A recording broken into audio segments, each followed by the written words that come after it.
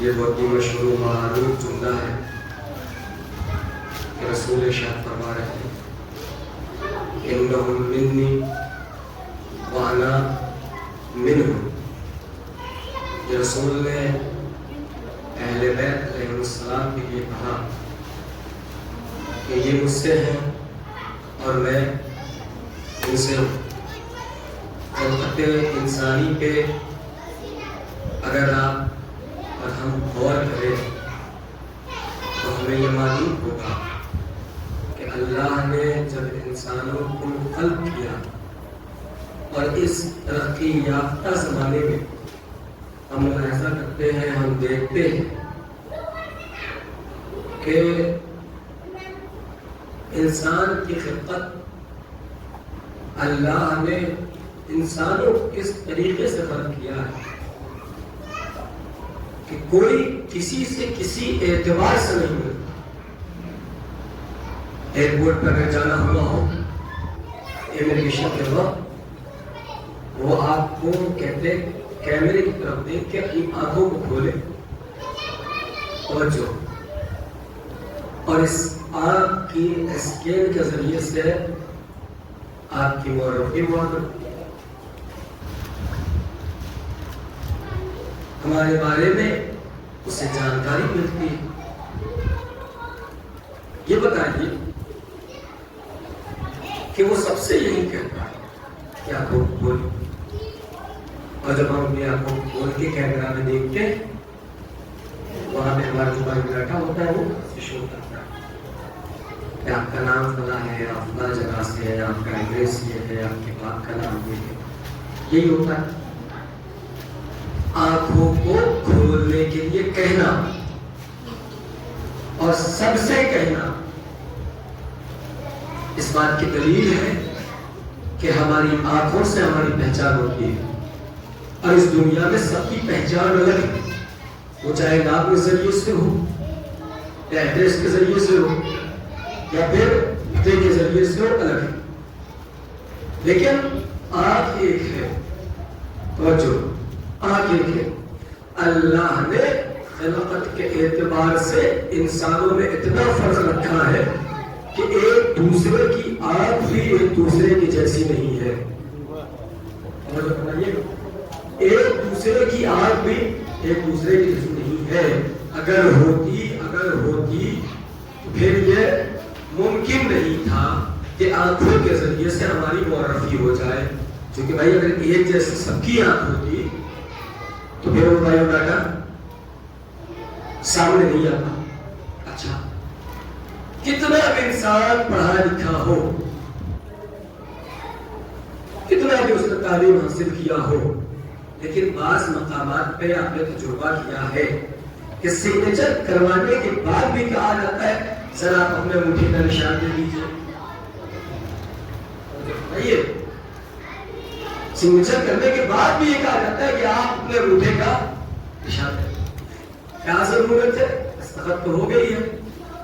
تو جواب ملے گا ہو سکتا ہے کوئی سگنیچر کو کاپی کر لے، لیکن جو انگوٹھے کا نشان ہے وہ کسی سے نہیں ملتا. تو اللہ نے خلقت کے اعتبار سے اتنا فرق رکھا ہے کہ آپ تو آپ انگوٹھے کا نشان بھی کسی سے نہیں ملتا، نہ ایک دوسرے کا چہرہ کسی سے ملتا. اور اگر چہرہ مل بھی جاتا ہے اور وہ دونوں شخص موجود ہو اور مجمع کے درمیان گفتگو کریں تو معلوم ہو جاتا ہے یہ صاحب اور ہے اور یہ صاحب اور. تو آواز میں بھی پروردگار عالم نے فرق رکھا ہے. آپ دیکھ رہے ہیں خلقت انسانی کو، اللہ نے آواز میں بھی فرق رکھا، انسانوں کے رنگ میں بھی فرق رکھا، روپ میں بھی فرق رکھا ہے. اور جب میں نے بیان کیا تھا کہ مختلف جگہوں سے مٹی آئی تھی، کیا ضرورت تھی بنائی؟ اللہ نے اسی لیے بنایا تھا. وہ خلقت کے اعتبار سے انسانیت کو دیکھ رہا تھا. یہ الگ روپ کے ہوں گے، الگ رنگ کے ہوں گے، ان کا نقشہ الگ ہوگا، ان کی آنکھیں الگ ہوگی. توجہ. تو چونکہ اللہ کو اس طریقے سے خلق کرنا تھا، اس فرق کے ساتھ خلق کرنا تھا، اور ہم دیکھ رہے ہیں کہ اتنا فرق ہے، اتنا فرق ہے، اتنا فرق ہے کہ نہ آنکھ ملتی ہے، نہ ہاتھ ملتا ہے، نہ نشان ملتا ہے، نہ صورت ملتی ہے، نہ شکل ملتی ہے. لیکن کیا کہنا اس شخصیت کا جو شب ہجرت بستر رسالت میں سویا تو دشمن یہ فرق ہی نہیں کر پائے کہ رسول سو رہے ہیں یا علی سو رہے ہیں. صلوات محمد. دشمن یہ فرق ہی نہیں کر پائے کہ سو کون رہا ہے. اور جب چادر کو ہٹایا تو عجب منظر تھا. علی بستر رسالت پر اطمینان کی نیند سو رہے تھے. اب جو دشمن نے دیکھا یہ تو محمد جیسے لگ رہے تھے لیکن محمد ہے نہیں، اور یہ بڑی. تو ہماری خلقت میں اور اہل بیت کی خلقت میں یہی فرق ہے. ہم کسی اعتبار سے کسی سے نہیں ملتے جلتے، لیکن ان کی صورت بھی ایک جیسی، ان کی سیرت بھی ایک جیسی، ان کی رفتار بھی ایک جیسی، ان کی گفتار بھی ایک جیسی، ان کے جسم کی خوشبو بھی ایک جیسی. توجہ فرمائیے گا. ان کا انداز بھی ایک جیسا، ان کا بیان بھی ایک جیسا، ان کا کلام بھی ایک جیسا، ان کی گفتگو بھی ایک جیسی. کہیں کسی اعتبار سے آپ کو فرق اہل بیت کے درمیان نہیں ملے گا. بس دو دلیل میں تاریخ سے پیش کرتا ہوں. بھائی علی نے اپنی ظاہری خلافت میں نماز با جماعت پڑھائی تو کسی اندھے صحابی نے یہ کہا کہ آج مجھے ایسا محسوس ہوا کہ جیسے میں نے رسول کے پیچھے نماز پڑھی ہو. جو فرمائیے گا سر مطلب اس کا مطلب یہ ہے، اس کا مطلب یہ ہے نابینا صحابی کہہ رہا ہے کہ ایسا محسوس ہوا کہ میں نے رسول کے پیچھے نماز پڑھی ہے، نماز پڑھی ہو. توجہ، نماز پڑھی ہو. اس کا مطلب یہ ہے کہ علی کی تکبیر رسول کے جیسی، علی کی قرات رسول کے جیسی، علی کا رکوع رسول کے جیسا، علی کا سجود رسول کے جیسا، علی کا تشہد رسول کے جیسا، علی کا سلام رسول کے جیسا. بھائی نابینا صحابی نے کہا، نابینا صحابی نے کہا ایسے نماز پڑھی جیسے رسول کے پیچھے نماز پڑھی ہو. نابینا صحابی کا یہ کہنا اس بات کی دلیل ہے کہ رسول کے بعد اور علی سے پہلے ایسی نماز نہیں ہوئی جیسی رسول پڑھایا کرتے تھے. صلوات محمد.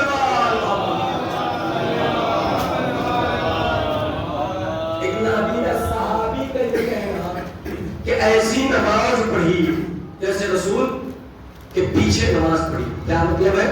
یعنی درمیان والے کچھ ایسی نماز پڑھا رہے تھے جس کا رسول کی نماز سے کوئی لین دین نہیں، اور نہ کبھی بھی یہ نہ بھی نہ صحابی یہ نہ کہتا.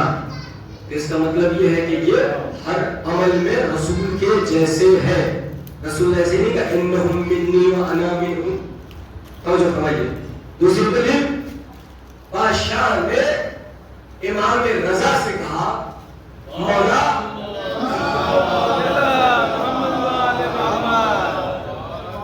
سے بہتر بلندی سوال کروں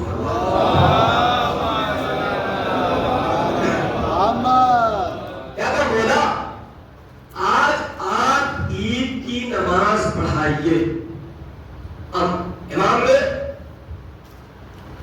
رسالت کی عصمت کی لباس کو زیب تن کیا، سفید امامہ اپنے سر پہ رکھا، امام آمادہ ہوئے، امام نماز پڑھانے کے لیے چلے. ادھر امام چلے تھے، ادھر خراسان امام کے پیچھے پیچھے چلا. اور سب کی زبان پہ ایک جملہ تھا کہ امام ایسے جا رہے ہیں جیسے رسول. یہ تاریخ ہے، تاریخ سب نے قبول فرمایا، سب نے لکھا. امام کی رفتار ایسی تھی جیسے رسول کی رفتار. امام قدم ایسے رکھ رہے تھے جیسے رسول رکھ رہے. تمام اہل خراسان کا یہ کہنا اور بادشاہ کی خدمت میں وزیر کا آ کے یہ کہنا کہ امام کو روک لیجئے ورنہ انقلاب برپا ہو جائے گا. بادشاہ نے کہا کیوں؟ کہا آج لوگ امام رضا میں رسول اسلام کو دیکھ رہے ہیں. کیا مطلب ہے؟ اس کا مطلب یہ ہے کہ اس جملے کی دلیل امام پیش کر رہے ہیں اور مجمع اس جملے کے مصداق کو دیکھ رہا ہے جو رسول نے کہا انہم منی وانا منہم.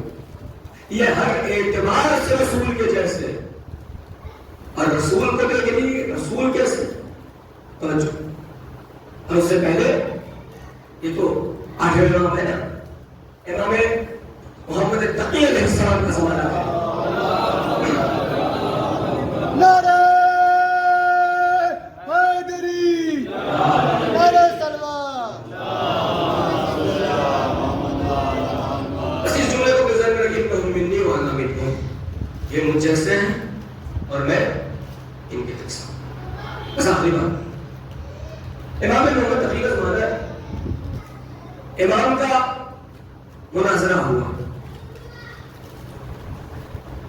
امام کا جو مناظرہ ہوا بادشاہ اپنے وقت میں محل میں لے کے گیا. امام کا مناظرہ ہوا قاسم بن احسن سے امام کا مناظرہ ہوا اور مناظرے میں امام نے اسے شکست دے دی. مناظرہ جس دن ہوا وہ دن تمام پورا واقعہ ہے کہ امام نے کس طریقے سے احکام اور فقہ کے مسائل اور سوال کیا، وہ جواب نہیں دے پایا، امام نے اس کے ہی سوال میں اس کو پھنسا دیا. یہ پورا واقعہ قرآن کو بیان کرنا مقصود نہیں. بس سماعت فرمائیں. دوسرا دن جب نمودار ہوا تو قاسم بن احسن کہتا ہے کہ میں نے دیکھا امام محمد تقی اپنے بیت الشرف سے باہر تشریف لائے. امام کے ہاتھوں میں ایک عصا تھا اور امام نے وہ عصا دے رکھا تھا اور امام کی عمر جو زیادہ نہیں تھی اس کو ہم سے تھے. تو ابھی شکست کھائی ہے، ذلیل ہوا ہے، رسوا ہوا ہے. تو وہ بغض جو دل میں پنپ رہا تھا وہ کسی طریقے سے باہر آنا تھا نا. تو آیا یہ امام کے پاس کہنے لگا کہ آپ تو کمسن ہیں، آپ کی وہ ایج اور عمر نہیں ہے کہ آپ عصا کے سہارے چلیے. آپ اپنے ہاتھوں میں عصا لیجیے.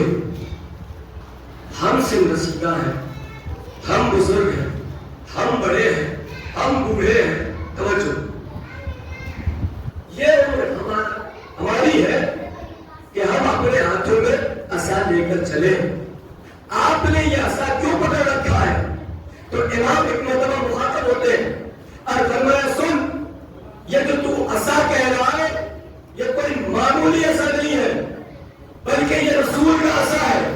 جیسے ہی امام نے کہا یہ رسول کا عصا ہے آگے بڑھا تاکہ عصا کو چومے جیسے ہی چاہتا تھا کہ عصا کو چومے امام نے عصا کو پیچھے کیا اپنے ہاتھوں کو آگے بڑھایا اور امام نے فرمایا سن اگر چومنا ہے تو عصا کو نہ چوم یہ رسول کا عصا ہے اگر چومنا ہے تو میرے ہاتھوں کو چوم یہ رسول کا گوشت ہے صلوات پہ محمد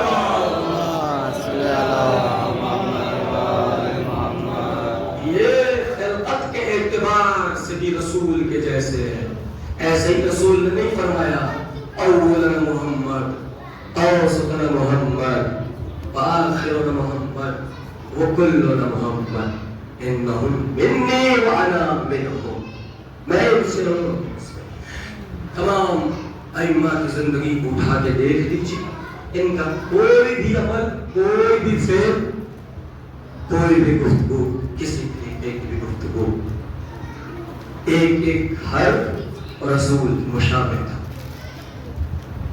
ان کا انداز گفتگو بھی رسول کی طرح رسول نے ایسے ہی نہیں کہا کہ یہ مجھ جیسا ہے برائیت تاریخ ائمہ کو دیکھیے سیرت میں دیکھنا ہے رسول کے اخلاق کو دیکھنا ہے دیکھیں امام حسن کی زندگی کو دیکھ لیجیے دشمن آ کے گالی دے رہا ہے امام اس کی احوال پرسی کر رہے ہیں کیا یہ اخلاق رسول نہیں تھا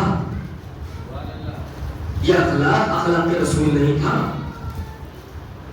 دشمن نے کوڑا پھینکا رسول نے اسے اذیت نہیں پہنچائی بلکہ اس کی عیادت کے لیے گئے اگر رسول کی قربانی کو جانثاری کو محنت اور مشقت کو دیکھنا ہے امام حسین میں دیکھ لیجیے رسول کی شجاعت کو دیکھنا ہے علی میں دیکھ لیجیے رسول کی عبادت کو دیکھنا ہے امام زین العابدین میں دیکھ لیجیے رسول کے علم کو دیکھنا ہے امام محمد باقر میں دیکھ لیجیے رسول کی صداقت کو دیکھنا ہے امام جعفر صادق میں دیکھ لیجیے رسول کے اطمینان کو دیکھنا ہے امام موسیٰ کاظم میں دیکھ لیجیے رسول کی ضمانت کو دیکھنا ہے امام رضا میں دیکھ لیجیے رسول کے تقوی کو دیکھنا ہے امام محمد تقی میں دیکھ لیجیے رسول کے زہد کو دیکھنا ہے امام محمد نقی میں دیکھ لیجیے رسول کے حیبت کو دیکھنا ہے امام عسکری میں دیکھ لیجیے اور ان تمام کمالات کو یعنی شجاعت سخاوت شہادت عبادت علم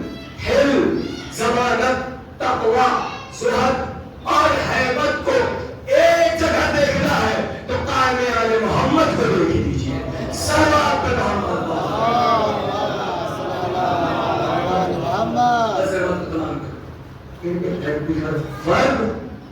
ہر فرد رسول یہ اہل بیت ہے ان کو جدا نہ کریں رسول سے نہ یہ رسول سے جدا ہے نہ رسول ان سے جدا اور ہر مقام پہ رسول نے بتایا کہ میں ان سے جدا نہیں یہ مجھ جیسے بس احمد کو تمام یہ مجھ جیسے یہ مجھ جیسے بعض موقع پہ فرمایا ان کو اذیت پہنچانا ایسے ہی ہے جیسے مجھے اذیت پہنچا لیکن کیا مسلمانوں نے رسول کے اس قول پہ عمل کیا کیا اہل بیت کو بعد رسول اذیت نہیں پہنچائے گی کس طریقے سے اذیت پہنچائے گی علی کے گلے میں رسمان ظلم یہ بھی اذیت شہزادی پہ چلتا ہوا دروازہ گرا دیا گیا یہ بھی اذیت امام حسن کو زہر دے دیا گیا یہ بھی اذیت امام حسین مدینے سے رخصت ہو رہے ہیں یہ بھی اذیت اور مصیبت اللہ اکبر دیکھیں بات رسول اتنے مسائل ظلم کی انتہا ہو گئی حسین مدینہ سے جا رہے ہیں حسین مدینہ سے جا رہے ہیں حسین یہ کاروان لے کر 2 محرم کو مدینہ پہنچ گئے اب حسین مدینہ میں قربانی پیش کرنی ہے شہادت کو پیش کرنا ہے اللہ اکبر جو اہل حرم حسین کے ساتھ ساتھ ہیں حسین کے جذبے کو بعد میں دیکھیے گا پہلے ان کے جذبوں کو دیکھ لیں کس طریقے سے یہ آمادہ ہے اپنی جان کو قربان کرنے کے لیے کس طریقے سے یہ تیار ہے اپنے آپ کو امام حسین پر قربان کرنے کے لیے کس طریقے سے انہوں نے اپنے آپ کو آمادہ کر رکھا ہے امام حسین کے اپنی شہادت کو پیش کرنے کے لیے جام شہادت کو پینے کے لیے عجب منظر ہے میدان کربلا کا حسین نے 9 محرم کی شب عاشور والا عباس سے کیا کہا آؤ ذرا خیموں میں چل کے معائنہ کرتے ہیں کہ اہل حرم کیا کر رہے ہیں. پہلے خیمے میں پہنچے, کیا دیکھا, کوئی بیوی ہے جو جھولا جھولا جھولا کے کہہ رہی ہے کل جب بابا حرمین کی صدا بلند کرے تو اپنے آپ کو جھولے سے گرا دینا. اللہ اکبر. حسین نے سبحان اللہ کہا اور آگے بڑھ گئے. تاریخ کہتی ہے دوسرے خیمے میں پہنچے, کیا دیکھا, ایک ماں ہے جو اپنے جوان لال کے بالوں میں ہاتھ ڈال کے یسوع کو سوار کے یہ کہتی ہے میرے لال حسین پر اپنی جان کو قربان کر دینا. حسین نے جزاک اللہ کہا اور آگے بڑھ گئے. تیسرے خیمے میں پہنچے, عجب منظر تھا, شہزادی زینب بیٹھی ہوئی اپنے دونوں لاڈلوں کو سنا رہی ہے, اے میرے لاڈلوں کل اپنے بالوں پہ اپنی جان کو قربان کر دینا. کہیں ایسا نہ ہو روز محشر میری ماں فاطمہ تو زہرا مجھ سے سوال کرے, اے زینب تمہارے بچے تم کو پیارے تھے, میرا حسین تمہیں پیارا نہیں تھا. حضرت حسین نے یہ منظر دیکھا, صبح عاشور کا مدار ہوئی, حسین کے خدمت میں دونوں بھانجے آ پہنچے. آقا مجھے مرنے کی اجازت دے دیجئے, آقا مجھے مرنے کی اجازت دے دیجئے. حسین نے اجازت نہیں دی. دونوں بچے زینب کی خدمت میں آ گئے. زینب نے لاڈلوں کو دیکھا, ایک مرتبہ سوال کیا, اے لاڈلوں تم اب تک زندہ ہو, ایسا نہ ہو علی اکبر شہید ہو جائے, قاسم شہید ہو جائے اور تم زندہ رہو. فرمایا ہاتھوں کو جوڑ کر اماں ہم کیا کریں, ماموں کی خدمت میں گئے تھے لیکن ماموں نے اجازت نہیں دی. زینب نے دونوں بچوں کے ہاتھوں کو تھاما, حسین کی خدمت میں پہنچی. فرمایا میرے بات بھائی, میرے ماجائے, میرے لاڈلوں کو مرنے کی اجازت دے دو. حسین اجازت نہیں دے رہے تھے. زینب نے تڑپ کے کہا بھیا ایسا نہ ہو اماں کل مجھ سے سوال کر دے, اے بھیا انہیں مرنے کی اجازت دے دو. اے بھیا میں روز محشر اپنی ماں فاطمہ زہرا کے سامنے سرخرو ہونا چاہتی ہوں, ایسا نہ ہو مجھے شرمندہ ہونا پڑے. لو سوال حسین نے اجازت اسے عالم اللہ نے ان اللہ کوئی نہیں ہاتھ میں حسین.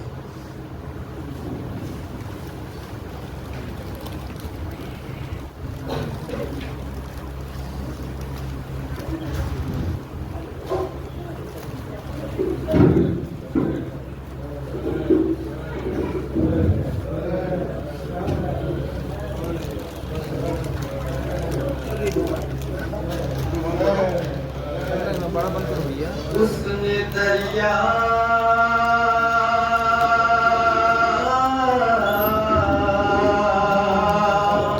حسن دریا سے پکارا ہے مجھے, اس کی آواز نے مارا ہے مجھے. حسن دریا